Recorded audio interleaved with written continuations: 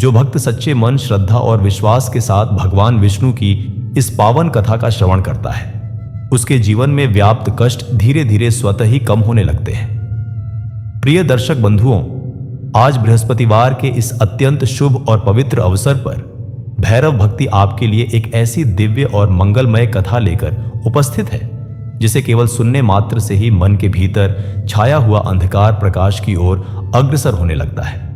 शास्त्रों में कहा गया है कि भगवान विष्णु केवल सृष्टि के पालनकर्ता ही नहीं है, बल्कि वे धर्म की मर्यादा, करुणा की धारा, धैर्य की शक्ति, विवेक की चेतना, कर्म का संतुलन और भाग्य में होने वाले सूक्ष्म परिवर्तन के भी साक्षात प्रतीक हैं। जिनके जीवन में निरंतर दुख, अभाव, मानसिक तनाव, पारिवारिक बाधाएं या बार बार असफलता का सामना करना पड़ता है, यदि वे बृहस्पतिवार के दिन पूर्ण आस्था और निष्ठा के साथ भगवान विष्णु की इस कथा को सुनते हैं तो उनके जीवन की कठिनाइयां स्वयं ही मार्ग बदलने लगती हैं। दर्शक बंधुओं, ये कथा केवल शब्दों की रचना नहीं है, बल्कि यह वह गहन अनुभूति है जो मनुष्य की आत्मा को स्पर्श करती है और उसे उसके कर्मों का सच्चा बोध कराती है।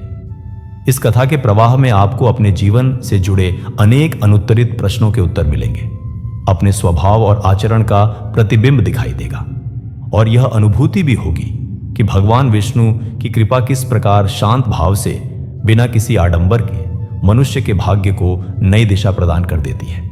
इसलिए आप सभी से विनम्र अनुरोध है कि इस पावन कथा को शांत चित्त, पूर्ण श्रद्धा और अटूट विश्वास के साथ अंत तक अवश्य सुने। संभव है कि इस कथा का कोई एक प्रसंग, कोई एक भाव या कोई एक वाक्य आपके जीवन के दुखों को हर ले और आपको आशा, शांति और विश्वास से परिपूर्ण एक नया मार्ग दिखा दे। आइए अब बिना किसी विलंब के इस दिव्य, रहस्यमय और कल्याणकारी भगवान विष्णु कथा के पावन प्रवाह में प्रवेश करें। धीरे धीरे प्रभात का आलोक धरती पर उतर रहा था। आकाश में हल्का केसरिया रंग फैलने लगा था और मंदिर की घंटियों की मध्यम ध्वनि हवाओं में घुल रही थी। यह कोई साधारण बृहस्पतिवार नहीं था।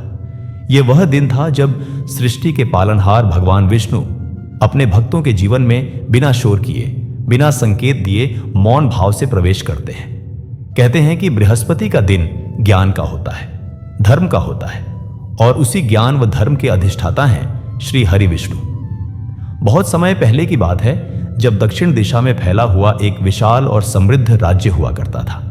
उस राज्य की सीमाएं दूर दूर तक फैली थी।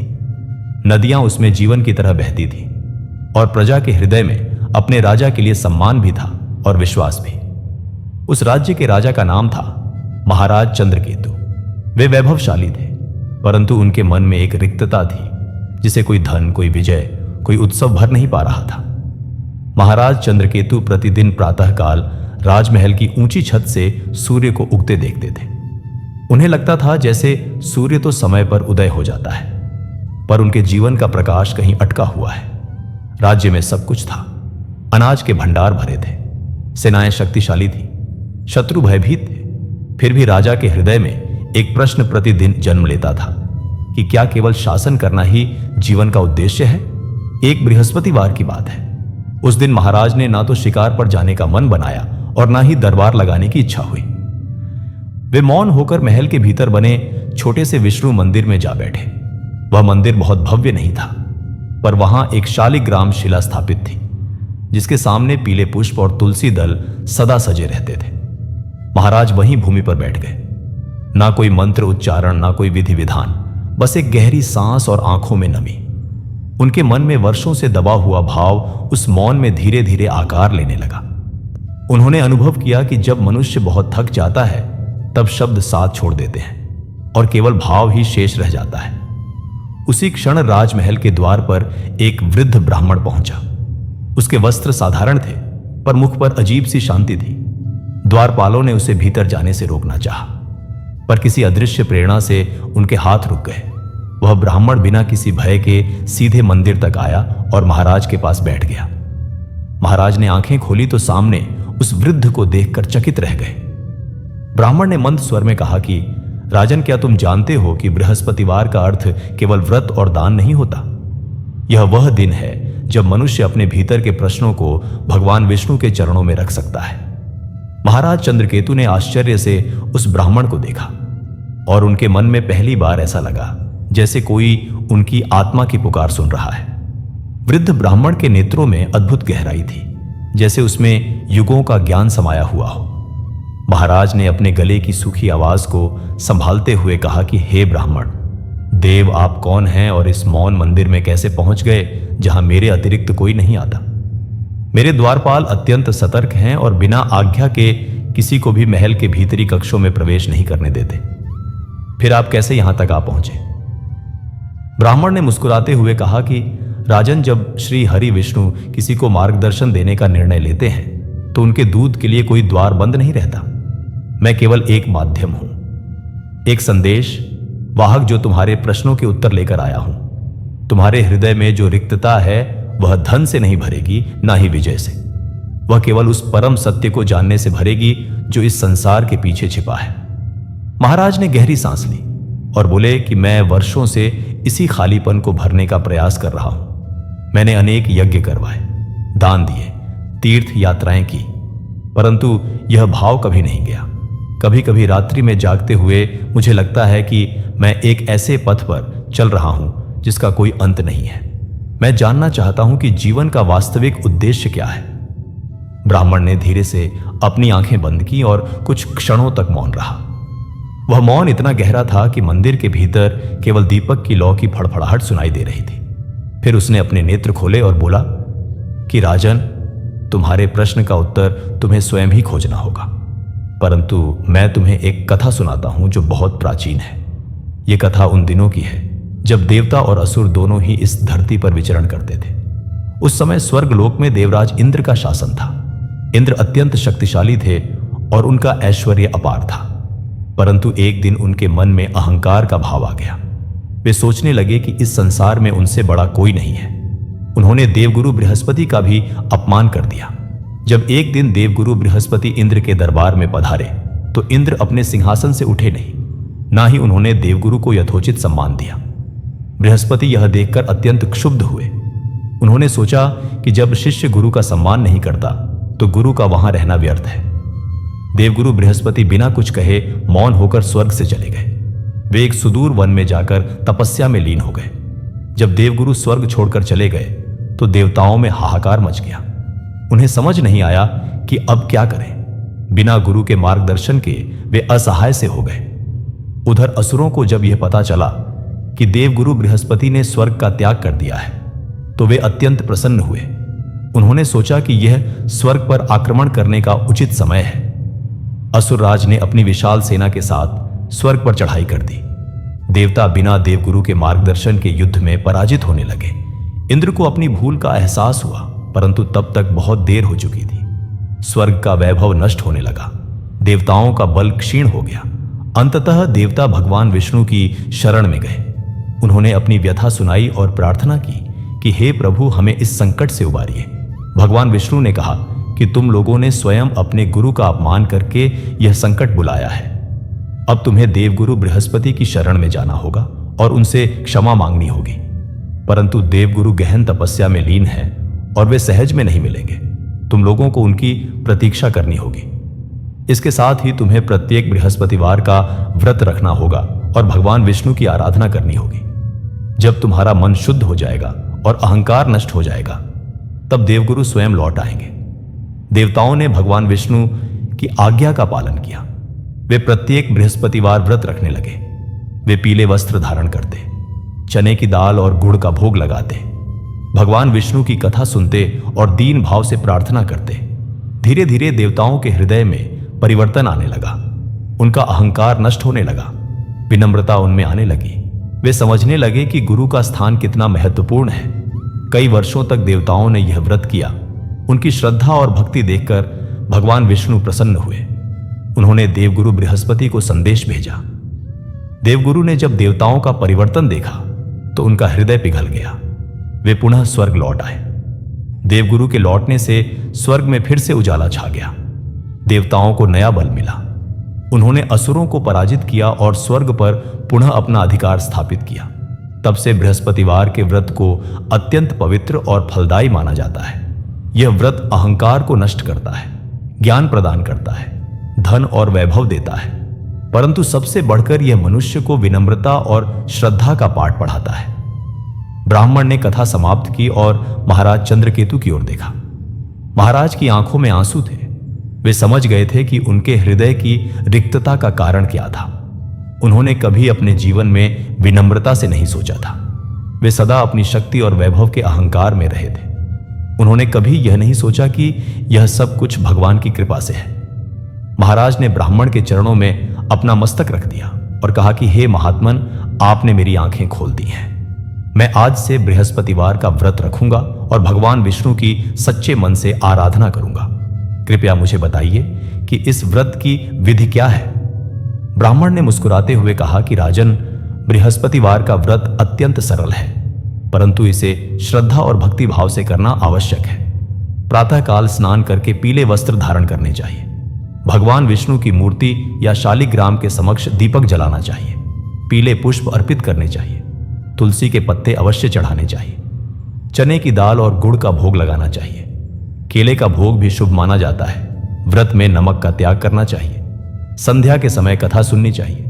भोजन में पीले रंग के खाद्य पदार्थ ग्रहण करने चाहिए, जैसे चने की दाल, बेसन के व्यंजन, केला इत्यादि। परंतु राजन, सबसे महत्वपूर्ण है मन की शुद्धता। यदि मन में अहंकार है तो लाख व्रत करने से कोई लाभ नहीं होगा। विनम्रता, करुणा, दया और प्रेम से ही भगवान विष्णु प्रसन्न होते हैं। महाराज ने ब्राह्मण के वचन हृदय में धारण किए। उस दिन से महाराज चंद्रकेतु ने नियमित रूप से बृहस्पतिवार का व्रत रखना प्रारंभ कर दिया। प्रत्येक बृहस्पतिवार वे प्रातःकाल उठते, गंगा जल से स्नान करते, पीले रेशमी वस्त्र धारण करते, अपने निजी मंदिर में जाकर शालिग्राम की पूजा करते। वे स्वयं अपने हाथों से पीले पुष्प चढ़ाते, तुलसी के पत्ते एक एक करके प्रेम से अर्पित करते, चने की दाल को गुड़ के साथ पकाकर भोग लगाते। दीपक की लौ को देखते हुए वे घंटों ध्यान में बैठे रहते। उनके जीवन में धीरे धीरे परिवर्तन आने लगा। जो कठोरता उनके स्वभाव में थी वह पिघलने लगी। जो अहंकार उनके व्यवहार में था वह नष्ट होने लगा। वे अपनी प्रजा के प्रति अधिक संवेदनशील हो गए। गरीबों और दुखियों की सहायता करने लगे। अनाथालय और भोजनालय खुलवाए, मंदिरों का निर्माण करवाया, विद्यालय स्थापित किए। महाराज का यह परिवर्तन देखकर उनकी प्रजा आश्चर्यचकित थी। सब लोग कहने लगे कि महाराज में कोई दैवीय शक्ति प्रविष्ट हो गई है। उनके दरबार में अब न्याय की धारा और भी निर्मल होकर बहने लगी। कोई भी व्यक्ति निराश होकर उनके दरबार से नहीं लौटता था। महाराज के राज्य में समृद्धि और भी बढ़ने लगी। फसलें समय पर होने लगी। वर्षा ऋतु के अनुसार होने लगी। व्यापार फलने फूलने लगा। शत्रु राज्य भी महाराज से मित्रता करने को उत्सुक हो गए। सब जगह यह चर्चा होने लगी कि महाराज चंद्रकेतु के राज्य में कोई दैवीय कृपा बरस रही है। एक दिन की बात है, महाराज दरबार में बैठे थे। अचानक एक दीनहीन स्त्री रोती हुई आई। उसके वस्त्र फटे हुए थे। चेहरे पर दुख की गहरी रेखाएं थीं। वह महाराज के समक्ष गिर पड़ी और विलाप करने लगी। महाराज ने तुरंत उसे सहारा दिया और पूछा कि हे माता, तुम्हें क्या कष्ट है? बताओ, मैं तुम्हारी किस प्रकार सहायता कर सकता हूं? स्त्री ने रुक रुक कर कहा कि हे राजन, मैं एक विधवा हूं। मेरा एकमात्र पुत्र था जो मेरा सहारा था। कल रात्रि को उसे सर्पदंश हो गया। वैद्यों ने बहुत प्रयास किया, परंतु वे उसे बचा नहीं सके। मेरा पुत्र मेरी आंखों के सामने प्राण त्याग गया। अब मेरे जीवन का कोई आधार नहीं रहा। मैं आपसे न्याय मांगने आई हूं। महाराज ने कहा कि हे माता, मुझे तुम्हारे दुख का अत्यंत खेद है, परंतु सर्पदंश में मैं क्या न्याय दे सकता हूं? यह तो प्रकृति का नियम है। विष का प्रभाव शरीर को नष्ट कर देता है। स्त्री ने कहा कि नहीं राजन, मेरे पुत्र की मृत्यु प्रकृति के नियम से नहीं हुई। उसकी मृत्यु मेरे कर्मों के फल से हुई है। मैं आपको सब कुछ बताती हूं, कृपया मेरी बात ध्यान से सुनिए। महाराज ने उस स्त्री को बैठने का संकेत दिया और कहा कि तुम निसंकोच होकर अपनी व्यथा कहो, मैं तुम्हारी बात अवश्य सुनूंगा। स्त्री ने गहरी सांस ली और कहना प्रारंभ किया। उसने बताया कि वह एक साधारण परिवार से थी। उसके पति एक कृषक थे। वे अत्यंत परिश्रमी और धर्मपरायण व्यक्ति थे। उनकी एक ही इच्छा थी कि उनका पुत्र सुखी रहे, परंतु कुछ वर्ष पूर्व उसके पति की मृत्यु हो गई। तब से वह स्त्री और उसका पुत्र अकेले रहने लगे। पुत्र दिन रात परिश्रम करता, खेतों में काम करता, माता की सेवा करता। एक दिन एक वृद्ध ब्राह्मण उनके घर आए। उन्होंने कहा कि मैं बहुत दूर से आया हूं, मुझे भूख लगी है, कृपया मुझे भोजन करा दो। स्त्री के घर में उस दिन भोजन नहीं बना था क्योंकि उसके पास अनाज नहीं था, परंतु उसने ब्राह्मण को निराश नहीं किया। उसने अपने पड़ोसी से थोड़ा अनाज मांगा और शीघ्रता से भोजन बनाया। उसने अत्यंत श्रद्धा से ब्राह्मण को भोजन परोसा। ब्राह्मण ने भोजन करने के पश्चात कहा कि तुमने मुझे अत्यंत प्रेम से भोजन कराया है। मैं तुम्हें आशीर्वाद देता हूं कि तुम्हारा पुत्र दीर्घायु हो, तुम्हारे घर में सदा सुख समृद्धि रहे। परंतु मैं तुम्हें एक बात बताना चाहता हूं, तुम प्रत्येक बृहस्पतिवार का व्रत रखो, भगवान विष्णु की पूजा करो, इससे तुम्हारे जीवन के सभी कष्ट दूर हो जाएंगे। स्त्री ने ब्राह्मण के वचनों को हृदय में धारण किया। उसने उसी दिन से बृहस्पतिवार का व्रत रखना प्रारंभ कर दिया। वह नियमित रूप से व्रत रखती, पूजा करती, कथा सुनती। उसके जीवन में धीरे धीरे सुधार होने लगा। उसके खेतों में अच्छी फसल होने लगी। उसके पुत्र को एक अच्छे व्यापारी के यहां काम मिल गया। उनके घर में अन्न का भंडार भरने लगा। कुछ वर्ष बीत गए। स्त्री का जीवन सुखमय हो गया, परंतु मनुष्य का मन विचित्र है। जब सब कुछ अच्छा चलने लगा तो स्त्री को अपने व्रत में आलस्य आने लगा। एक बृहस्पतिवार उसने सोचा कि आज बहुत काम है, व्रत नहीं रखूंगी। फिर अगले बृहस्पतिवार उसने फिर व्रत नहीं रखा। धीरे धीरे उसने व्रत रखना ही छोड़ दिया। उसने सोचा कि अब तो मेरा जीवन सुखी है, व्रत रखने की क्या आवश्यकता है। जब से उसने व्रत छोड़ा उसके जीवन में पुनः कठिनाइयां आने लगीं। पहले छोटी छोटी समस्याएं आईं, फिर बड़े संकट आने लगे। अंततः उसके पुत्र को सर्पदंश हो गया और वह चल बसा। स्त्री ने रोते हुए कहा कि राजन, मैं समझ गई हूं कि मेरे पुत्र की मृत्यु मेरे कर्मों का फल है। मैंने भगवान विष्णु के व्रत की उपेक्षा की। मैंने अपनी श्रद्धा को भुला दिया। अब मैं अपने पाप का प्रायश्चित करना चाहती हूं। कृपया मुझे बताइए कि मैं क्या करूं। महाराज चंद्रकेतु उस स्त्री की व्यथा सुनकर अत्यंत द्रवित हो गए। उन्होंने उस स्त्री को सांत्वना दी और कहा कि हे माता, तुम्हारा दुख मेरे हृदय को भी व्यथित कर रहा है, परंतु जो हो गया सो हो गया। अब तुम्हें भविष्य की ओर देखना चाहिए। तुम पुनः बृहस्पतिवार का व्रत आरंभ करो। भगवान विष्णु अत्यंत दयालु हैं, वे अवश्य तुम्हारे कष्टों को दूर करेंगे। महाराज ने उस स्त्री को अपने राजकोष से धन दिया। उसके रहने के लिए एक उचित स्थान की व्यवस्था करवाई। उसे भोजन और वस्त्र की सुविधा दी। साथ ही महाराज ने अपने राज्य के सभी निवासियों को संदेश भिजवाया कि प्रत्येक व्यक्ति को बृहस्पतिवार के व्रत का महत्व समझना चाहिए। इसे श्रद्धा पूर्वक और नियमित रूप से करना चाहिए। व्रत में आलस्य या उपेक्षा नहीं करनी चाहिए। उस दिन के पश्चात महाराज और भी अधिक श्रद्धा से बृहस्पतिवार का व्रत करने लगे। वे प्रत्येक बृहस्पतिवार राज्य के विभिन्न मंदिरों में जाते, गरीब और असहाय लोगों को भोजन करवाते, ब्राह्मणों को दान देते, अनाथों और विधवाओं की सहायता करते। उनका यह नियम बन गया कि प्रत्येक बृहस्पतिवार को वे स्वयं अपने हाथों से सैकड़ों लोगों को भोजन परोसते। कुछ माह बीतने के पश्चात एक अद्भुत घटना घटी। एक बृहस्पतिवार की संध्या का समय था। महाराज अपने मंदिर में पूजा कर रहे थे। अचानक आकाश में एक दिव्य प्रकाश फैला। वह प्रकाश इतना तीव्र था कि सूर्य भी उसके समक्ष मंद प्रतीत होने लगा। महाराज ने आश्चर्य से आकाश की ओर देखा। उस प्रकाश के मध्य में एक दिव्य रूप प्रकट हुआ। वह रूप इतना सुंदर था कि उसका वर्णन शब्दों में नहीं किया जा सकता। श्याम वर्ण का शरीर था, 4 भुजाएं थीं, एक हाथ में शंख था तो दूसरे में चक्र, तीसरे में गदा थी तो चौथे में पद्म। मस्तक पर मुकुट सुशोभित था, गले में वैजयंती माला झूल रही थी, वक्षस्थल पर श्रीवत्स का चिन्ह था, चरणों में नूपुर की मधुर ध्वनि हो रही थी। यह साक्षात भगवान श्री हरि विष्णु थे। महाराज चंद्रकेतु अवाक रह गए। उनके नेत्रों से अश्रुधारा बहने लगी। वे तुरंत भूमि पर साष्टांग दंडवत हो गए। उनका शरीर कांपने लगा। उनके मुख से केवल यही शब्द निकल रहे थे कि हे प्रभो, हे कृपानिधान, हे दीनबंधु। भगवान विष्णु ने मधुर स्वर में कहा कि उठो चंद्रकेतु, मैं तुम्हारी भक्ति और श्रद्धा से अत्यंत प्रसन्न हूं। तुमने जो बृहस्पतिवार का व्रत आरंभ किया है उसे निष्ठापूर्वक किया है। तुमने अपने अहंकार को त्यागा है, अपनी प्रजा के प्रति करुणा का भाव रखा है, गरीबों और असहाय लोगों की सेवा की है। मैं तुम्हें वरदान देने आया हूं, मांगो क्या चाहिए तुम्हें। महाराज ने कांपते स्वर में कहा कि हे प्रभु, मुझे किसी वस्तु की कामना नहीं है। मुझे केवल यही वरदान दीजिए कि मेरे हृदय में सदैव आपके प्रति भक्ति बनी रहे। मैं कभी भी अहंकार के मार्ग पर ना चलूं। मेरी प्रजा सुखी रहे, मेरे राज्य में कोई भी व्यक्ति दुखी ना रहे।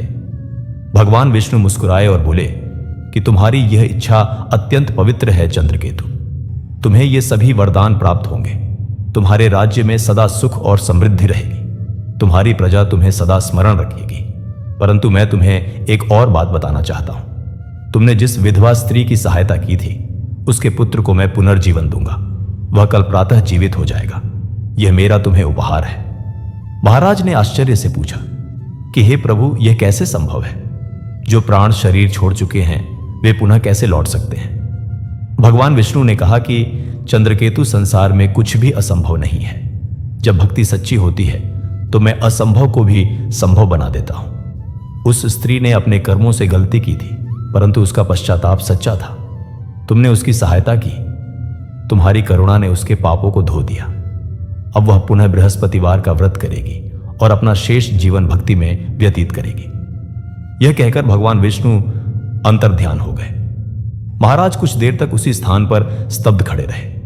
उन्हें विश्वास नहीं हो रहा था कि जो कुछ हुआ वह वास्तविकता थी या स्वप्न, परंतु उनके हृदय में जो आनंद का भाव था वह सत्य का प्रमाण था। अगली प्रातः जब सूर्योदय हुआ तो राजमहल में हलचल मच गई। द्वारपालों ने आकर सूचना दी कि वह विधवा स्त्री अपने पुत्र के साथ महाराज से भेंट करने आई है। महाराज तुरंत दरबार में आए। उन्होंने देखा कि वही स्त्री जो कल रो रही थी आज प्रसन्नता से चमक रही थी। उसके साथ एक युवक था जो स्वस्थ और प्रसन्न दिखाई दे रहा था। स्त्री ने महाराज के चरणों में गिरकर कहा कि हे राजन, आज प्रातः जब मैं अपने पुत्र के शव के पास बैठी थी तो अचानक मुझे एक दिव्य प्रकाश दिखाई दिया। उस प्रकाश में से एक आवाज आई कि तेरा पुत्र जीवित हो रहा है। यह भगवान विष्णु की कृपा है और सच में मेरा पुत्र जीवित हो गया। यह चमत्कार आपकी कृपा से हुआ है महाराज। महाराज ने मुस्कुराते हुए कहा कि यह मेरी कृपा नहीं है माता, यह भगवान विष्णु की कृपा है। तुमने जो बृहस्पतिवार का व्रत किया था उसका फल है यह। अब तुम पुनः नियमित रूप से व्रत करो और कभी इसमें शिथिलता मत आने देना। स्त्री ने प्रतिज्ञा की कि वह जीवन भर बृहस्पतिवार का व्रत करेगी। उसका पुत्र भी महाराज के चरणों में झुका और कहा कि हे महाराज, मुझे नहीं पता कि मेरे साथ क्या हुआ। मुझे केवल इतना याद है कि मुझे सर्प ने काटा था और फिर सब कुछ अंधकारमय हो गया। आज प्रातः जब मेरी आंख खुली तो मैं अपनी माता को रोते हुए देख रहा था। मुझे लग रहा है जैसे मैं एक लंबी नींद से जागा हूं। महाराज ने कहा कि यह भगवान विष्णु का चमत्कार है पुत्र, तुम्हें नया जीवन मिला है। इसे सार्थक बनाओ, भक्ति और सेवा में इसे व्यतीत करो। युवक ने प्रतिज्ञा की कि वह अपना जीवन सत्कर्मों में लगाएगा। महाराज ने उसे अपने राज दरबार में एक उचित पद दिया।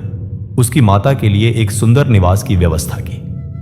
उस दिन के पश्चात राज्य में बृहस्पतिवार के व्रत का महत्व और भी बढ़ गया।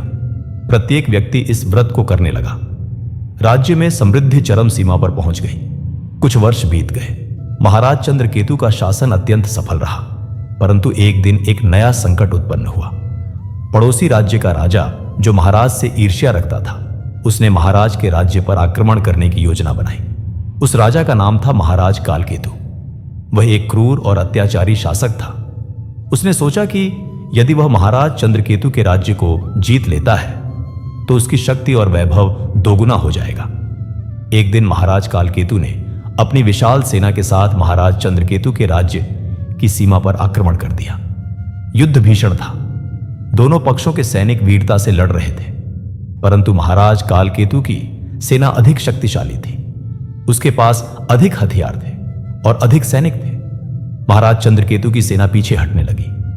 जब यह समाचार महाराज चंद्रकेतु को मिला तो वे अत्यंत चिंतित हो गए। उन्होंने अपने सेनापतियों को बुलाया और युद्ध की स्थिति पर विचार विमर्श किया। सेनापतियों ने कहा कि महाराज शत्रु की सेना अत्यंत शक्तिशाली है। हमारे सैनिक वीरता से लड़ रहे हैं, परंतु हम संख्या में कम हैं। यदि कोई चमत्कार नहीं हुआ तो हम पराजित हो जाएंगे। महाराज ने गहरी सांस ली और कहा कि मैं किसी भी परिस्थिति में अपनी प्रजा को कष्ट में नहीं देख सकता। मुझे कुछ करना होगा। उस दिन बृहस्पतिवार था। महाराज ने निर्णय लिया कि वे पूरे दिन उपवास रखेंगे और भगवान विष्णु से प्रार्थना करेंगे। उन्होंने अपने मंदिर में जाकर भगवान विष्णु के समक्ष दीपक जलाया। उन्होंने पीले पुष्प चढ़ाए, तुलसी के पत्ते अर्पित किए। फिर वे भूमि पर बैठ गए और अपने नेत्र बंद कर ली। उन्होंने मन ही मन प्रार्थना की कि हे प्रभु, मैं जानता हूं कि यह युद्ध मेरे कर्मों का फल है, परंतु मेरी प्रजा निर्दोष है। कृपया उन्हें इस संकट से बचाइए। मैं अपना राज्य खो सकता हूं, परंतु अपनी प्रजा को कष्ट में नहीं देख सकता। महाराज घंटों तक उसी स्थिति में बैठे रहे। उनके मन में केवल भगवान विष्णु का ध्यान था। बाहर युद्ध चल रहा था, सैनिक मारे जा रहे थे, रक्त की नदियां बह रही थीं, परंतु महाराज अपनी प्रार्थना में लीन थे। संध्या का समय हो गया। अचानक युद्ध भूमि में एक अद्भुत घटना घटी। आकाश में काले बादल छा गए, बिजली कड़कने लगी, तेज आंधी चलने लगी। ऐसा लगा जैसे प्रकृति स्वयं क्रोधित हो गई हो। महाराज कालकेतु की सेना भयभीत हो गई। सैनिक इधर उधर भागने लगे। उसी समय युद्ध भूमि में एक दिव्य प्रकाश प्रकट हुआ। उस प्रकाश में एक विशाल रथ था। रथ पर एक दिव्य योद्धा खड़ा था। उसके हाथ में सुदर्शन चक्र था। यह साक्षात भगवान विष्णु थे, जो महाराज चंद्रकेतु की सहायता के लिए आए थे। भगवान विष्णु ने अपना सुदर्शन चक्र चलाया। वह चक्र इतना तीव्र था कि उसकी गति से वायु कांपने लगी। चक्र महाराज कालकेतु की सेना की ओर बढ़ा। सैनिक भयभीत होकर भागने लगे।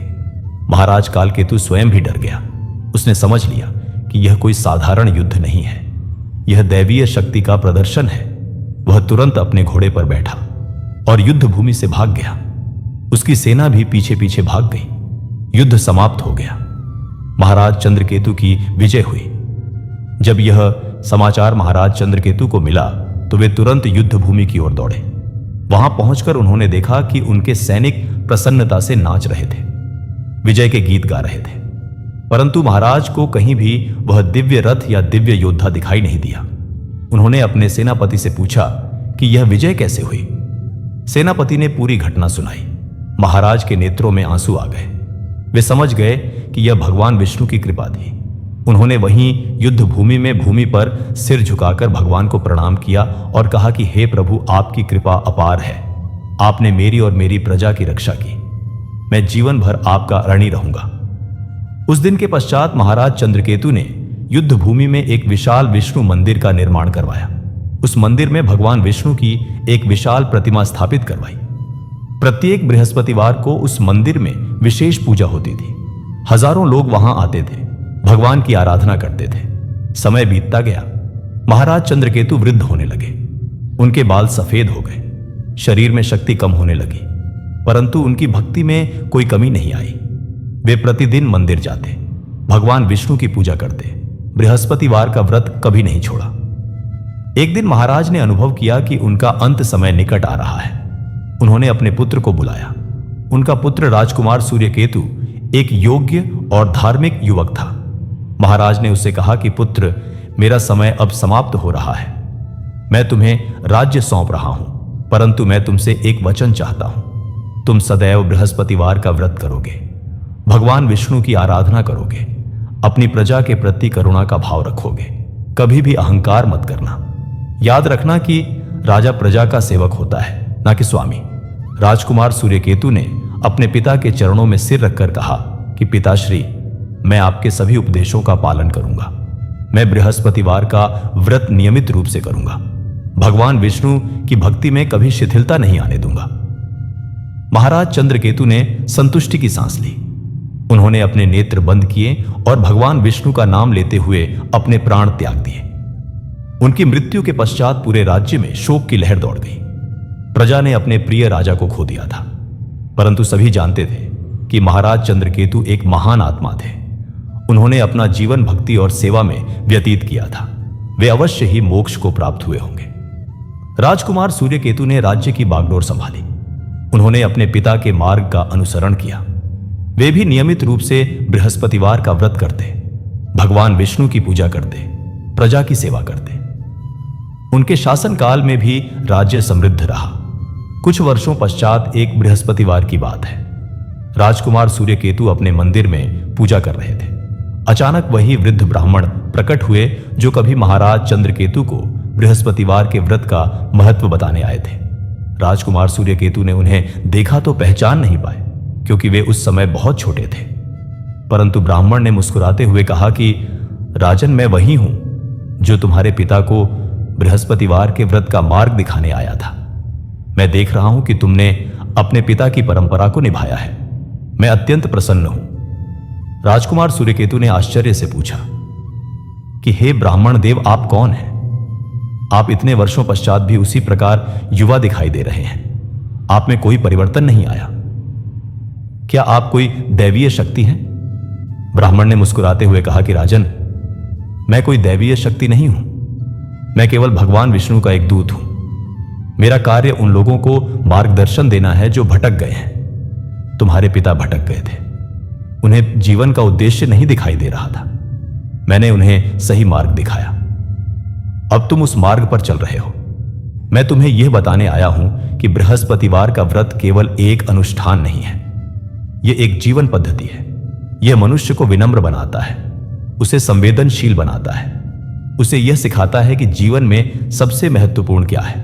धन और वैभव महत्वपूर्ण नहीं है। शक्ति और पद महत्वपूर्ण नहीं है। महत्वपूर्ण है प्रेम, करुणा, सेवा और भक्ति। ब्राह्मण ने आगे कहा कि राजन, मैं तुम्हें एक और कथा सुनाता हूं। यह कथा एक साधारण गृहस्थ की है जो बृहस्पतिवार के व्रत की महिमा से अनजान था। बहुत समय पहले एक गांव में एक गरीब किसान रहता था। उसका नाम था मधुसूदन। वह अत्यंत परिश्रमी था, परंतु उसके भाग्य में सदा कष्ट ही लिखे थे। उसकी फसलें नष्ट हो जाती थीं, उसके पशु बीमार पड़ जाते थे, उसके घर में सदा अभाव रहता था। मधुसूदन की एक पत्नी थी जिसका नाम कमला था। कमला अत्यंत धार्मिक स्त्री थी। वह नियमित रूप से व्रत रखती थी, मंदिर जाती थी, परंतु उसे बृहस्पतिवार के व्रत का ज्ञान नहीं था। एक दिन कमला गांव के कुएं पर जल भरने गई। वहां कुछ अन्य स्त्रियां भी थीं जो आपस में बातें कर रही थीं। कमला ने सुना कि वे बृहस्पतिवार के व्रत की चर्चा कर रही थी। एक वृद्धा स्त्री कह रही थी कि जब से मैंने बृहस्पतिवार का व्रत आरंभ किया है, तब से मेरे घर में सुख समृद्धि आई है। मेरे पुत्र को अच्छा कार्य मिल गया है। मेरे घर में अन्न का भंडार भरा रहता है। यह सब भगवान विष्णु की कृपा है। कमला ने यह सुना तो उसके मन में जिज्ञासा जागी। उसने उस वृद्धा से पूछा कि माता, यह बृहस्पतिवार का व्रत क्या होता है? कृपया मुझे भी बताइए। वृद्धा ने प्रेम से कमला को समझाया कि बृहस्पतिवार को व्रत रखना चाहिए, पीले वस्त्र धारण करने चाहिए, भगवान विष्णु की पूजा करनी चाहिए, चने की दाल और गुड़ का भोग लगाना चाहिए, संध्या के समय कथा सुननी चाहिए। इस व्रत से सभी मनोकामनाएं पूर्ण होती हैं। कमला ने मन में निश्चय किया कि वह इस व्रत को अवश्य करेगी। अगले बृहस्पतिवार को कमला ने व्रत रखा। उसके पास पीले वस्त्र नहीं थे, तो उसने अपनी पुरानी साड़ी को हल्दी के पानी में रंग लिया। उसके घर में मंदिर नहीं था, तो उसने एक कोने में एक छोटा सा स्थान साफ किया। वहां एक तुलसी का पौधा रख दिया, एक दीपक जलाया। उसके पास फूल खरीदने के पैसे नहीं थे, तो उसने अपने आंगन से कुछ जंगली पुष्प तोड़ लिए और वे ही चढ़ा दिए। उसने चने की दाल और थोड़ा सा गुड़ लेकर भोग बनाया। फिर उसने भगवान विष्णु का नाम लेते हुए प्रार्थना की। कमला के पति मधुसूदन को जब यह पता चला कि उसकी पत्नी ने व्रत रखा है, तो वह क्रोधित हो गया। उसने कहा कि घर में खाने के लिए अनाज नहीं है और तुम व्रत रख रही हो। यह सब दिखावा है, इससे कुछ नहीं होगा। हमारे भाग्य में दुख ही लिखा है। कमला ने विनम्रता से कहा कि स्वामी, मुझे विश्वास है कि भगवान विष्णु की कृपा से हमारे दिन अवश्य बदलेंगे। आप मुझे यह व्रत करने दीजिए। मधुसूदन ने कुछ नहीं कहा, परंतु उसके मन में संदेह था। कमला ने उस दिन से नियमित रूप से बृहस्पतिवार का व्रत करना आरंभ कर दिया। वह प्रत्येक बृहस्पतिवार को श्रद्धापूर्वक पूजा करती, भगवान से प्रार्थना करती। उसके मन में गहरी आस्था थी। कुछ सप्ताह बीत गए। एक दिन की बात है, मधुसूदन खेत में काम कर रहा था। अचानक उसके हल में कुछ अटका। उसने देखा तो भूमि में एक मिट्टी का घड़ा दबा हुआ था। उसने उस घड़े को खोदकर निकाला। जब उसने घड़ा खोला तो उसकी आंखें चौंधी आ गईं। घड़े में सोने के सिक्के भरे हुए थे। यह किसी प्राचीन काल में छुपाया हुआ खजाना था। मधुसूदन अवाक रह गया। उसने चारों ओर देखा, कोई नहीं था। उसने शीघ्रता से घड़े को अपने वस्त्र में छुपाया और घर की ओर दौड़ा। घर पहुंचकर उसने कमला को सब कुछ दिखाया। कमला ने उन सोने के सिक्कों को देखा तो उसके नेत्रों में आंसू आ गए। उसने भगवान विष्णु को धन्यवाद दिया। उसने कहा कि यह बृहस्पतिवार के व्रत का प्रभाव है। भगवान ने हमारी सुन ली। मधुसूदन को भी अब विश्वास होने लगा कि शायद यह सचमुच भगवान की कृपा है। उस धन से मधुसूदन ने अपने खेतों में सिंचाई की व्यवस्था करवाई, अच्छे बीज खरीदे, कुछ और भूमि भी खरीदी। धीरे धीरे उसकी स्थिति सुधरने लगी। उसके खेतों में अच्छी फसल होने लगी। उसके घर में अन्न का भंडार भरने लगा। वह एक संपन्न किसान बन गया। कमला ने बृहस्पतिवार का व्रत कभी नहीं छोड़ा। वह और भी श्रद्धा से व्रत करने लगी। उसने अपने घर में एक छोटा सा मंदिर भी बनवाया। वहां भगवान विष्णु की एक सुंदर मूर्ति स्थापित करवाई। प्रत्येक बृहस्पतिवार को वह गरीबों को भोजन कराती, ब्राह्मणों को दान देती। कुछ वर्ष बीत गए। मधुसूदन और कमला को एक पुत्र की प्राप्ति हुई। वे अत्यंत प्रसन्न हुए। उन्होंने बालक का नाम विष्णुदास रखा। विष्णुदास बड़ा होकर एक विद्वान और धार्मिक युवक बना। कमला ने उसे भी बृहस्पतिवार के व्रत का महत्व समझाया। विष्णुदास भी नियमित रूप से व्रत करने लगा। एक दिन की बात है, विष्णुदास युवा हो गया था। मधुसूदन ने सोचा कि अब उसके विवाह का समय आ गया है। उसने पड़ोसी गांव में एक उचित कन्या की खोज की। वह कन्या अत्यंत सुंदर और गुणवान थी। उसका नाम सुलोचना था। मधुसूदन ने विष्णुदास और सुलोचना का विवाह संपन्न करवाया। विवाह के पश्चात सुलोचना मधुसूदन के घर आई। कमला ने उसे अत्यंत प्रेम से स्वीकार किया। उसने सुलोचना को भी बृहस्पतिवार के व्रत के बारे में बताया, परंतु सुलोचना को व्रत में कोई रुचि नहीं थी। वह सोचती थी कि यह सब अंधविश्वास है। उसने कमला से कहा कि माताजी, मैं व्रत नहीं रखूंगी, मुझे इन सब बातों में विश्वास नहीं है। कमला ने उसे समझाने का प्रयास किया। उसने कहा कि बेटी, यह व्रत अत्यंत महत्वपूर्ण है। इसी व्रत के प्रभाव से हमारे घर में सुख समृद्धि आई है। तुम भी इसे करो। परंतु सुलोचना नहीं मानी। वह कहने लगी कि यह सब संयोग था, व्रत से कुछ नहीं होता। कमला दुखी हुई, परंतु उसने सुलोचना पर दबाव नहीं डाला। वह सोचती थी कि समय के साथ सुलोचना स्वयं समझ जाएगी। कुछ माह बीत गए। सुलोचना ने कभी बृहस्पतिवार का व्रत नहीं किया। धीरे धीरे घर में छोटी छोटी समस्याएं आने लगी। विष्णुदास बीमार रहने लगा। खेतों में कीड़े लगने लगे। घर में कलह होने लगी। कमला समझ गई कि यह सब सुलोचना के व्रत नहीं करने का परिणाम है। उसने पुनः सुलोचना को समझाने का प्रयास किया, परंतु सुलोचना अभी भी हठी थी। एक दिन की बात है, बृहस्पतिवार का दिन था। कमला व्रत कर रही थी। उसने भगवान विष्णु की पूजा की, भोग लगाया। संध्या के समय वह कथा सुनने बैठी। उसी समय सुलोचना भी वहां आ गई। कमला ने उससे कहा कि बेटी आओ, तुम भी कथा सुनो। सुलोचना ने अनिच्छा से वहां बैठ गई। कमला ने कथा सुनाना आरंभ किया। कथा में एक राजकुमारी की कहानी थी जिसने बृहस्पतिवार का व्रत नहीं किया था। उसके जीवन में अनेक कष्ट आए। उसका विवाह टूट गया। उसके पति की मृत्यु हो गई। वह अत्यंत दुखी रहने लगी। फिर एक दिन एक साधु ने उसे बृहस्पतिवार के व्रत के बारे में बताया।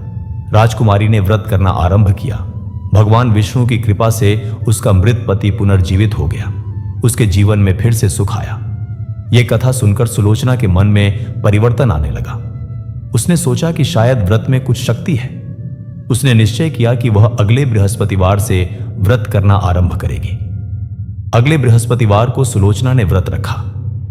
उसने कमला से व्रत की विधि सीखी। उसने पूरी श्रद्धा से पूजा की।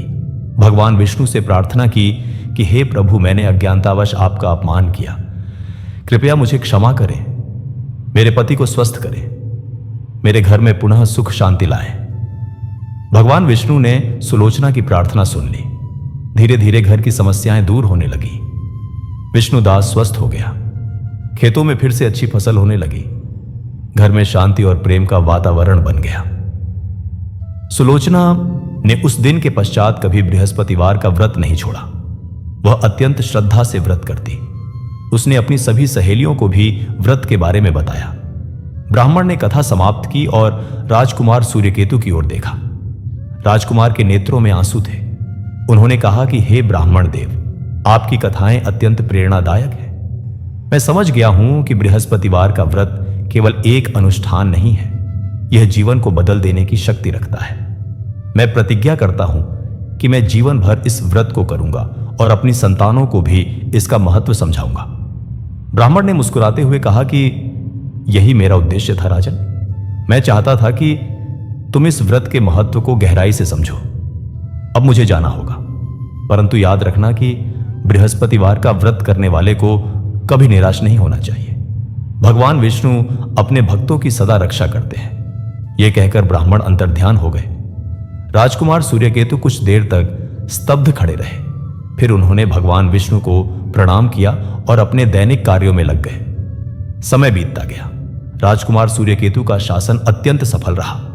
उन्होंने अपने पिता के मार्ग का अनुसरण किया। उनके राज्य में प्रत्येक व्यक्ति बृहस्पतिवार का व्रत करने लगा। राज्य में अभूतपूर्व समृद्धि आई। लोग सुखी और संतुष्ट थे। एक दिन की बात है, राजकुमार सूर्यकेतु के दरबार में एक विदेशी व्यापारी आया। वह व्यापारी दूर देश से आया था। उसने राज्य की समृद्धि देखी तो अत्यंत आश्चर्यचकित हुआ। उसने राजकुमार से पूछा कि हे राजन, आपके राज्य में इतनी समृद्धि का रहस्य क्या है? आपकी प्रजा इतनी प्रसन्न कैसे है? राजकुमार सूर्यकेतु ने मुस्कुराते हुए कहा कि इसका रहस्य है बृहस्पतिवार का व्रत। हमारे राज्य में प्रत्येक व्यक्ति इस व्रत को करता है। यह व्रत हमें विनम्रता सिखाता है, हमें करुणा सिखाता है, हमें भगवान विष्णु की शरण में जाना सिखाता है। जब मनुष्य विनम्र होता है तो वह दूसरों का सम्मान करता है। जब वह करुणावान होता है तो वह दूसरों की सहायता करता है। जब वह भगवान की शरण में होता है तो उसे किसी बात का भय नहीं रहता। यही हमारे राज्य की समृद्धि का रहस्य है। विदेशी व्यापारी ने राजकुमार के वचन सुने तो उसके मन में भी बृहस्पतिवार के व्रत के प्रति श्रद्धा जागी। उसने कहा कि हे राजन, मैं भी इस व्रत को करना चाहता हूं। कृपया मुझे इसकी विधि बताइए। राजकुमार ने प्रसन्नता से उसे व्रत की विधि समझाई। व्यापारी ने उसी दिन से बृहस्पतिवार का व्रत करना आरंभ कर दिया। कुछ माह पश्चात जब वह अपने देश लौटा तो उसने वहां भी बृहस्पतिवार के व्रत का प्रचार किया। धीरे धीरे यह व्रत अनेक देशों में फैल गया। इस प्रकार बृहस्पतिवार का व्रत पीढ़ी दर पीढ़ी चलता रहा। अनेक लोगों ने इस व्रत से लाभ उठाया। अनेक लोगों के जीवन बदल गए। यह व्रत केवल एक धार्मिक अनुष्ठान नहीं रहा, यह एक जीवन पद्धति बन गया। परंतु मित्रों, जैसा कि प्रत्येक अच्छी बात के साथ होता है, कुछ लोग इस व्रत के महत्व को भूल जाते हैं। कुछ लोग इसे केवल एक औपचारिकता समझने लगते हैं। वे व्रत तो करते हैं परंतु उसकी भावना को नहीं समझते।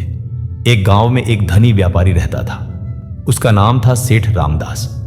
वह अत्यंत धनवान था। उसके पास अनेक दुकानें थीं, अनेक कर्मचारी थे। वह बृहस्पतिवार का व्रत भी करता था, परंतु उसका व्रत केवल दिखावे के लिए था। वह सोचता था कि समाज में उसकी प्रतिष्ठा बनी रहे, इसलिए व्रत करना आवश्यक है, परंतु उसके हृदय में कोई श्रद्धा नहीं थी। सेठ रामदास अत्यंत कंजूस था।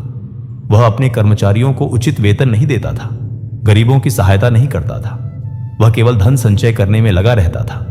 उसकी पत्नी भी उसी के समान थी। वह भी बृहस्पतिवार का व्रत करती थी, परंतु केवल दिखावे के लिए। एक दिन की बात है, बृहस्पतिवार का दिन था। सेठ रामदास ने अपने घर में भव्य पूजा का आयोजन किया। अनेक ब्राह्मणों को बुलाया, महंगे फूल और धूप लगाए, सोने के बर्तनों में भोग तैयार किया। पूरे गांव को दिखाना चाहता था कि वह कितना बड़ा भक्त है। पूजा के पश्चात सेठ रामदास ने ब्राह्मणों को भोजन कराया, परंतु भोजन में उसने कंजूसी की।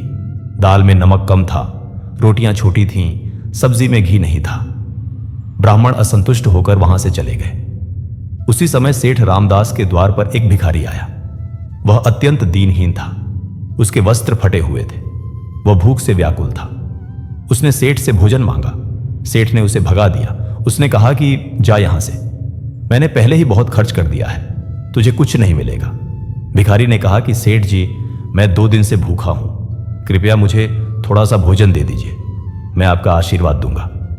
सेठ ने क्रोध से कहा कि मुझे तेरे आशीर्वाद की आवश्यकता नहीं है, जा यहां से, नहीं तो मैं अपने नौकरों को बुलाऊंगा।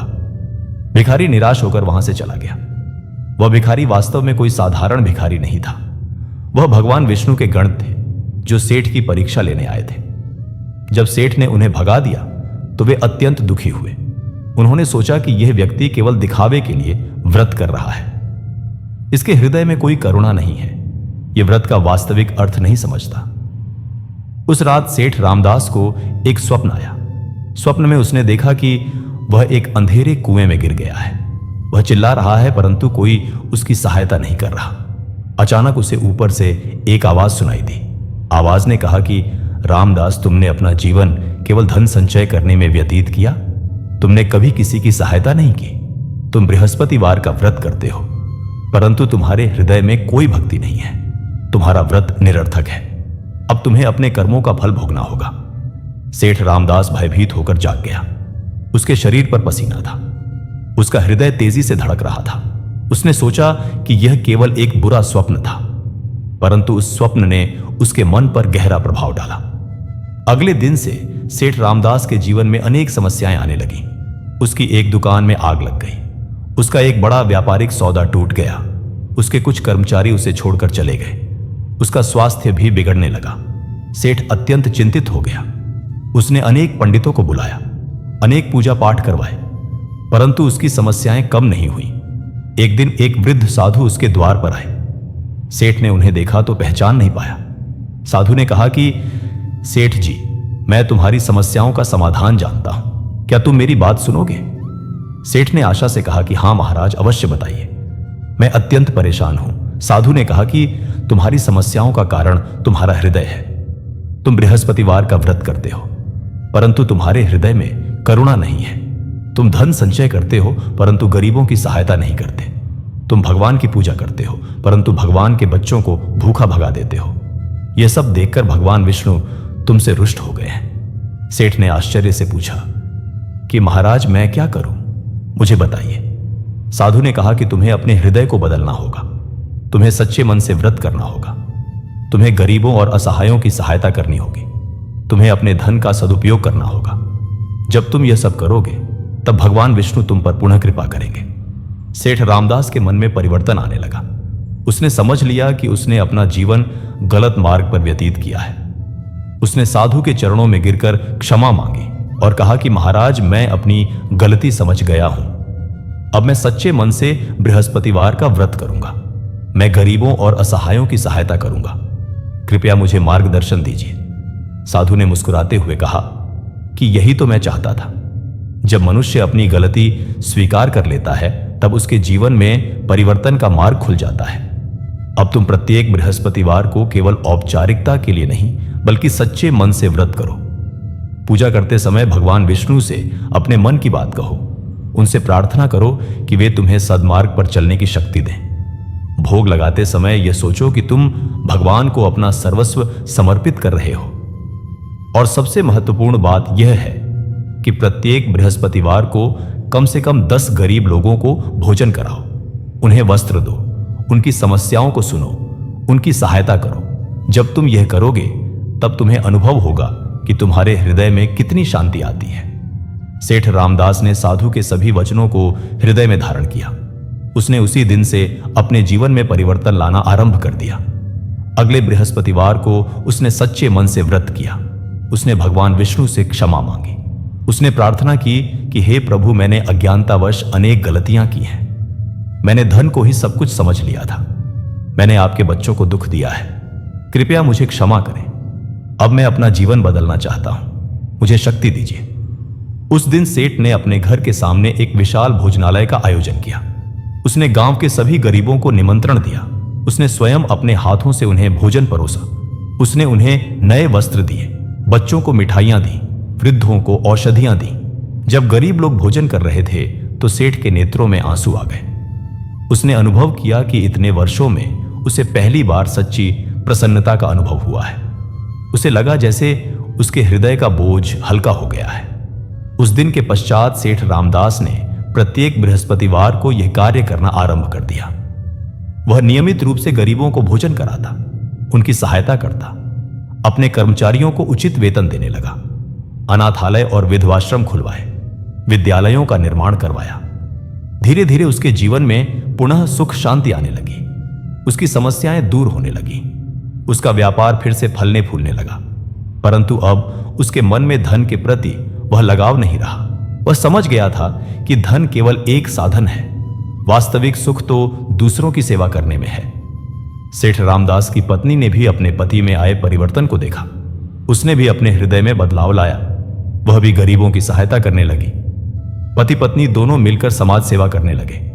उनके घर में पहले जैसा वैभव तो था, परंतु अब उस वैभव के साथ शांति भी थी, प्रेम भी था, संतोष भी था। कुछ वर्ष बीतने के पश्चात एक दिन वही साधु पुनः सेठ रामदास के द्वार पर आए। सेठ ने उन्हें देखा तो तुरंत पहचान लिया। वह दौड़कर साधु के चरणों में गिर गया और कहा कि गुरुदेव, आपने मेरा जीवन बदल दिया। आपने मुझे सही मार्ग दिखाया।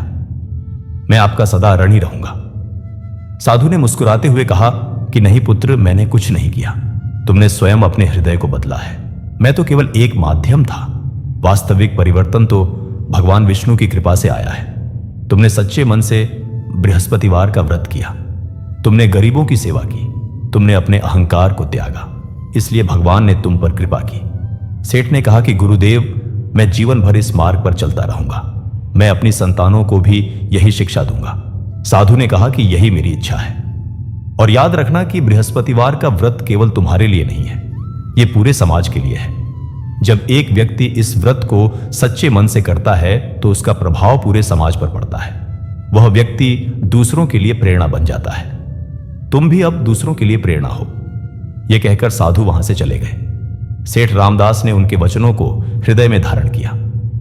उसने अपने पूरे गांव में बृहस्पतिवार के व्रत का प्रचार किया। उसने लोगों को समझाया कि यह व्रत केवल एक अनुष्ठान नहीं है, यह जीवन जीने की एक पद्धति है। धीरे धीरे पूरा गांव बृहस्पतिवार का व्रत करने लगा। गांव में अभूतपूर्व समृद्धि आई। लोग सुखी और संतुष्ट रहने लगे। आपस में प्रेम और सद्भाव बढ़ गया। कोई भी व्यक्ति दुखी या भूखा नहीं रहता था। इस प्रकार बृहस्पतिवार के व्रत की महिमा दूर दूर तक फैल गई। अनेक गांवों और नगरों में लोग इस व्रत को करने लगे। परंतु जैसा कि सदा होता है, कुछ लोग इस व्रत के वास्तविक अर्थ को नहीं समझते। वे केवल औपचारिकता के लिए व्रत करते हैं। इसलिए यह आवश्यक है कि हम इस व्रत के वास्तविक अर्थ को समझें। बृहस्पतिवार का व्रत हमें क्या सिखाता है? यह हमें विनम्रता सिखाता है। यह हमें बताता है कि हम कितने भी शक्तिशाली या धनवान हो जाएं, हम भगवान के समक्ष तो एक साधारण प्राणी ही हैं। यह हमें करुणा सिखाता है। यह हमें बताता है कि हमें दूसरों के दुख दर्द को समझना चाहिए, उनकी सहायता करनी चाहिए। यह हमें त्याग सिखाता है। व्रत में हम नमक का त्याग करते हैं। यह प्रतीक है कि हमें अपने सुख आराम का त्याग करके दूसरों की सेवा करनी चाहिए। यह हमें श्रद्धा सिखाता है। जब हम भगवान विष्णु की पूजा करते हैं तो हम अपने हृदय की गहराई से प्रार्थना करते हैं। यह श्रद्धा ही हमें भगवान से जोड़ती है। यह हमें नियमितता सिखाता है। प्रत्येक बृहस्पतिवार को व्रत करने से हमें अनुशासन आता है। हम जीवन के अन्य क्षेत्रों में भी नियमित हो जाते हैं। यह हमें कृतज्ञता सिखाता है। जब हम भगवान को भोग लगाते हैं तो हम उन्हें धन्यवाद देते हैं कि उन्होंने हमें जो कुछ दिया है। यह कृतज्ञता का भाव हमें विनम्र बनाता है। परंतु सबसे महत्वपूर्ण बात यह है कि बृहस्पतिवार का व्रत हमें यह सिखाता है कि जीवन का वास्तविक उद्देश्य धन या शक्ति प्राप्त करना नहीं है। जीवन का वास्तविक उद्देश्य है भगवान को प्राप्त करना, भगवान की कृपा पाना। और भगवान की कृपा तब मिलती है जब हम उनके बच्चों की सेवा करते हैं, जब हम प्रेम और करुणा से भरे होते हैं, जब हम विनम्र और श्रद्धावान होते हैं। एक और कथा है जो बृहस्पतिवार के व्रत के महत्व को समझाती है। बहुत समय पहले एक राज्य में एक युवा राजकुमारी रहती थी। उसका नाम था राजकुमारी मालती। वह अत्यंत सुंदर और गुणवान थी। उसके पिता महाराज विक्रमादित्य एक न्यायप्रिय और धर्मपरायण राजा थे। राजकुमारी मालती का विवाह एक पड़ोसी राज्य के राजकुमार से होना था। वह राजकुमार अत्यंत वीर और सुंदर था। उसका नाम था राजकुमार देवव्रत। दोनों परिवार विवाह की तैयारियों में लगे थे। राज्य में उत्सव का माहौल था, परंतु राजकुमारी मालती को बृहस्पतिवार के व्रत का ज्ञान नहीं था। उसकी माता ने उसे कभी यह व्रत नहीं सिखाया था। विवाह का दिन निकट आ रहा था। एक दिन राजकुमारी मालती अपने उद्यान में घूम रही थी। वहां एक वृद्धा स्त्री बैठी थी जो फूल बेच रही थी। राजकुमारी ने उससे कुछ फूल खरीदे। वृद्धा ने राजकुमारी को देखा और कहा कि राजकुमारी, तुम्हारा विवाह निकट है, क्या तुम बृहस्पतिवार का व्रत करती हो? राजकुमारी ने कहा कि नहीं माता, मुझे इस व्रत के बारे में कुछ नहीं पता। वृद्धा ने चिंतित होकर कहा कि यह तो बहुत बुरी बात है राजकुमारी। बृहस्पतिवार का व्रत अत्यंत महत्वपूर्ण है। इस व्रत को करने से वैवाहिक जीवन सुखमय रहता है। पति पत्नी में प्रेम और सद्भाव बना रहता है। तुम्हें अवश्य यह व्रत करना चाहिए। राजकुमारी ने कहा कि परंतु माता, विवाह में अब केवल कुछ दिन शेष हैं। मैं अब कैसे व्रत करूं? वृद्धा ने कहा कि कोई बात नहीं, तुम आज से ही आरंभ कर दो। भगवान विष्णु अत्यंत दयालु हैं, वे तुम्हारी श्रद्धा देखेंगे। राजकुमारी ने वृद्धा की बात मान ली। उसने उसी दिन से बृहस्पतिवार का व्रत करना आरंभ कर दिया। वह श्रद्धापूर्वक व्रत करती, भगवान विष्णु की पूजा करती, कथा सुनती। विवाह का दिन आ गया। राजकुमारी मालती और राजकुमार देवव्रत का भव्य विवाह संपन्न हुआ। दोनों राज्यों में खुशी का माहौल था। विवाह के पश्चात राजकुमारी मालती राजकुमार देवव्रत के राज्य में चली गई। वहां उसका स्वागत अत्यंत प्रेम से हुआ। राजकुमार देवव्रत की माता रानी सुमित्रा अत्यंत स्नेहमयी थी। उसने राजकुमारी मालती को अपनी पुत्री के समान स्वीकार किया। कुछ दिन सब कुछ अच्छा चला, परंतु फिर एक समस्या उत्पन्न हुई। रानी सुमित्रा को जब पता चला कि राजकुमारी मालती बृहस्पतिवार का व्रत करती है तो वह अत्यंत क्रोधित हुई। उसने कहा कि हमारे परिवार में यह व्रत नहीं किया जाता, तुम यह व्रत बंद कर दो। राजकुमारी मालती अत्यंत दुविधा में पड़ गई। एक ओर उसकी सास का आदेश था तो दूसरी ओर उसकी श्रद्धा। उसने सोचा कि मैं क्या करूं। यदि मैं व्रत करूंगी तो मेरी सास नाराज होगी, यदि नहीं करूंगी तो भगवान विष्णु नाराज होंगे। उसने अपने पति राजकुमार देवव्रत से इस बारे में बात की। राजकुमार ने कहा कि तुम मेरी माता की बात मानो, उन्हें नाराज मत करो। राजकुमारी मालती ने भारी मन से व्रत रखना बंद कर दिया, परंतु उसके हृदय में अपराध बोध था। वह सोचती थी कि मैंने भगवान विष्णु के साथ विश्वासघात किया है। कुछ सप्ताह बीतने के पश्चात राज्य में अनेक समस्याएं आने लगीं। राजकुमार देवव्रत बीमार पड़ गया। राज्य में अकाल पड़ गया। शत्रु राज्य ने आक्रमण की धमकी दी। पूरे राज्य में अशांति फैल गई। रानी सुमित्रा अत्यंत चिंतित हो गई। उसने अनेक पूजा पाठ करवाए, परंतु समस्याएं कम नहीं हुई। एक रात राजकुमारी मालती को एक स्वप्न आया। स्वप्न में भगवान विष्णु प्रकट हुए। उन्होंने कहा कि मालती, तुमने मेरे व्रत को छोड़ दिया, तुमने अपनी श्रद्धा को त्याग दिया, इसलिए तुम्हारे राज्य में यह सब संकट आए हैं। यदि तुम पुनः व्रत करना आरंभ करोगी तो सब कुछ ठीक हो जाएगा। राजकुमारी मालती भयभीत होकर जाग गई। उसने निर्णय किया कि वह अब चाहे कुछ भी हो जाए, परंतु व्रत अवश्य करेगी। अगले बृहस्पतिवार को राजकुमारी मालती ने गुप्त रूप से व्रत रखा। उसने अपने कक्ष में ही पूजा की, भगवान विष्णु से प्रार्थना की। जैसे ही उसने व्रत किया, राज्य में परिवर्तन आने लगा। राजकुमार देवव्रत का स्वास्थ्य सुधरने लगा। आकाश में बादल छा गए और वर्षा होने लगी। शत्रु राज्य ने संधि का प्रस्ताव भेजा। रानी सुमित्रा ने यह देखा तो उसे आश्चर्य हुआ। उसने सोचा कि यह परिवर्तन कैसे आया। उसने अपनी दासियों से पूछताछ की। तब उसे पता चला कि राजकुमारी मालती ने गुप्त रूप से बृहस्पतिवार का व्रत किया था। रानी सुमित्रा को अपनी गलती का एहसास हुआ। वह राजकुमारी मालती के पास गई और कहा कि पुत्री, मैंने तुम्हारे साथ अन्याय किया। मैंने तुम्हें व्रत करने से रोका। मुझे नहीं पता था कि इस व्रत में इतनी शक्ति है। कृपया मुझे क्षमा करो। अब तुम खुलकर व्रत करो। मैं भी तुम्हारे साथ व्रत करूंगी। राजकुमारी मालती ने अत्यंत प्रसन्नता से अपनी सास को गले लगा लिया। उस दिन के पश्चात दोनों मिलकर बृहस्पतिवार का व्रत करने लगी। राज्य में पुनः सुख शांति आ गई। राजकुमार देवव्रत पूर्णतः स्वस्थ हो गए। राज्य में समृद्धि आई। ये कथा हमें सिखाती है कि बृहस्पतिवार के व्रत में अद्भुत शक्ति है। यदि हम इसे श्रद्धापूर्वक करें तो हमारे जीवन के सभी संकट दूर हो जाते हैं, परंतु हमें किसी के दबाव में आकर इस व्रत को नहीं छोड़ना चाहिए। हमें अपनी श्रद्धा पर दृढ़ रहना चाहिए। अब हम वापस उस राजमहल में लौटते हैं जहां से हमारी कथा आरंभ हुई थी। राजकुमार सूर्यकेतु ने ब्राह्मण से अनेक कथाएं सुनी। उन्होंने बृहस्पतिवार के व्रत के महत्व को गहराई से समझा। वे और भी अधिक श्रद्धा से व्रत करने लगे। उनके राज्य में अभूतपूर्व समृद्धि आई। लोग उन्हें एक आदर्श राजा मानने लगे। कई वर्ष बीत गए। राजकुमार सूर्यकेतु का विवाह हुआ। उन्हें संतान की प्राप्ति हुई। उन्होंने अपनी संतानों को भी बृहस्पतिवार के व्रत का महत्व समझाया। इस प्रकार यह परंपरा पीढ़ी दर पीढ़ी चलती रही। राजकुमार सूर्यकेतु वृद्ध हो गए। उनके बाल सफेद हो गए। शरीर में शक्ति कम होने लगी, परंतु उनकी भक्ति में कोई कमी नहीं आई।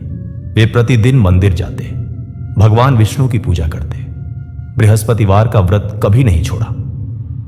एक दिन उन्होंने अनुभव किया कि उनका अंत समय निकट आ रहा है। उन्होंने अपने पुत्र राजकुमार जयकेतु को बुलाया। उन्होंने उससे वही कहा जो कभी उनके पिता ने उनसे कहा था। उन्होंने कहा कि पुत्र, मेरा समय अब समाप्त हो रहा है। मैं तुम्हें राज्य सौंप रहा हूं। परंतु याद रखना कि राज्य की समृद्धि का रहस्य बृहस्पतिवार के व्रत में है। तुम सदैव इस व्रत को करना, भगवान विष्णु की आराधना करना, अपनी प्रजा के प्रति करुणा का भाव रखना, कभी भी अहंकार मत करना। राजकुमार जयकेतु ने अपने पिता के चरणों में सिर रखकर प्रतिज्ञा की कि वह उनके सभी उपदेशों का पालन करेगा।